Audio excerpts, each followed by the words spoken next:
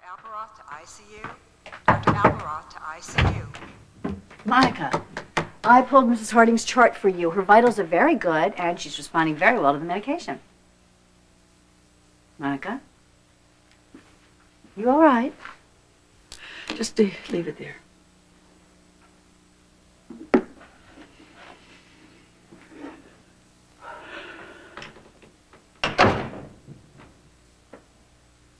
Okay, Nurse Spencer just left the room, and now I'm here as your friend. What's wrong? You know that sabbatical that Alan has been taking? Well, it's going to be permanent. He's a drug addict, Bobbie. He's been disinherited, he's been thrown out of the house, and he's living in a dive on Courtland Street. Wow. Oh, honey, I'm so sorry. So am I.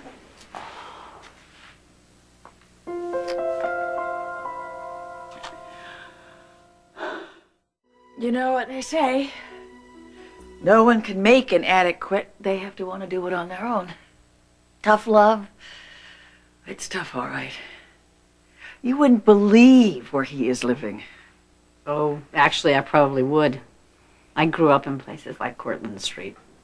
Well, Alan didn't. And he doesn't know how to survive.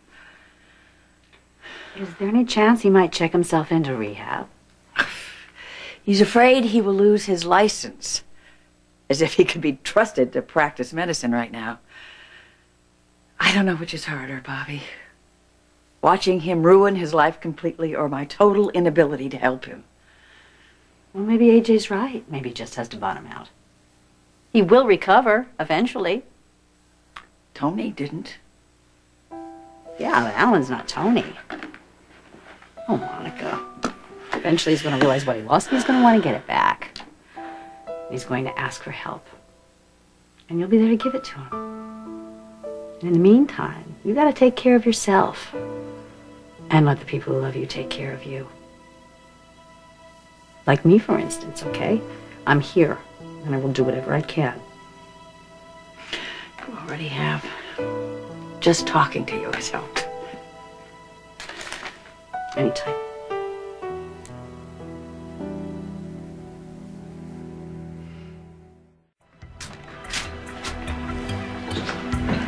Oh, thank God. Whoa, was you getting something? Look, I'm a little bit strapped. I'll get you the money tomorrow. Sorry, Doc, I got a strict policy. No bills, no pills. Hey, look, I'm a regular customer. Certainly you can make an exception. And if you OD on me before then, I'm out 5 yards. Hey, do I look like I'm gonna die? To tell you the truth, you look worse every time I see you. Looks like this stuff's starting to get to you. Please, I'm begging you. Just give me a couple of hours. I'll get you the money. I thought you were loaded. What happened, your family cut you off? That happens all the time. Still, a guy like you ought to have a good watch you can hawk. A ring, maybe some artwork. I can give you the number of a good pawn shop. Look, I'll pay you double if you just give me the pills, okay? Show me the cash, you can have all the pills you want, at regular price. Yeah, you got my face one time, Doc. Trust me, you do not want to make that mistake again. Okay, I'm sorry. Meet me back here in an hour, and I'll give you the money, okay?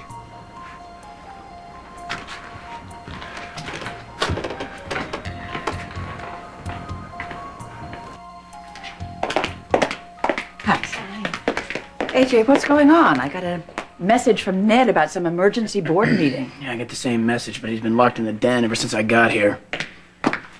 Thank you for coming by so quickly, and Monica, I apologize for making you leave the hospital. What is this about? I'll give you the specifics once everyone gets here. It's not about Alan, is it? No, I'm sorry if I worried you. No, it's strictly ELQ business. All right, what's so all important that I had to drop everything and rush home? As soon as I close this door, I'll tell you. You weren't planning to start this meeting without me, were you, Ned? I was under the impression that you were unavailable due to urgent business at Deception. I'm never too busy to discharge my responsibilities as an ELQ board member. And I'll just assume that your failure to inform me about the meeting was due to an oversight on the part of an incompetent underling. Look, shouldn't Jason be here? I have his proxy. I'm surprised he could resist the opportunity to annoy me. All right, Ned, cut to the chase. What's this all about? Mike. It's so typically Ned. He makes us drop everything we're doing, and then he wastes our time while he blabbers on the phone. Well, let's just look at the plus side. We get to spend more time together. Oh, that is so like you. The glass is always half full. Lila, have one of these. They're delicious. I'm afraid I have no appetite these days, dear. This business with Alan has upset me terribly. Have you heard anything from him lately? Not directly, no, but I understand that he's managing, if that's the word. What do you mean you understand that he's managing? Edward, Who from? Who tells you that he's managing? How do we know that he's not dead in the street out there? That's ridiculous. I happen to know, all right? Are you all right, my dear? You have that worried look about you. How can I not be worried? My only son has become a drug addict. We have offered him every opportunity to straighten himself out. Speaking of which, Monica, I hope you're voting as proxy. The last thing we need is to have him show up here and start mucking things up. Yes, Edward, I am voting Alan's proxy, and thank you so much for being so concerned. For crying out loud, Ned, let's get on with it. Okay, listen, I can't hold him off any longer, so just wait about a minute and then proceed as planned. Okay. I apologize for the call, but that was directly related to why I called you all here. Which is? I've been going over the operations of the ELQ legal department, and it appears to me that our very high-priced battery of attorneys are spending more time competing with one another for turf rather than tending to the problems of ELQ. I believe that it is imperative that we have someone at the helm to supervise what's going on. Well, don't keep us in suspense, Ned. Who are you about to propose? That is what you were about to do, right? That razor-sharp mind of yours strikes again, Katherine.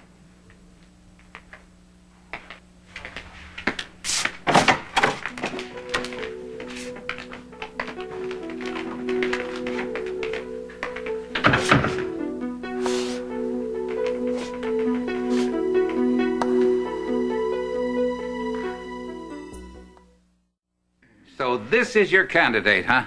This female shyster who repaid our trust by getting Tony Jones off for kidnapping my great-grandson. Now, if my memory serves, you were at the head of the pack when we rode her out of here the last time. That was before I understood certain things. She is a Cassadine. That's all you have to understand. She cannot be trusted.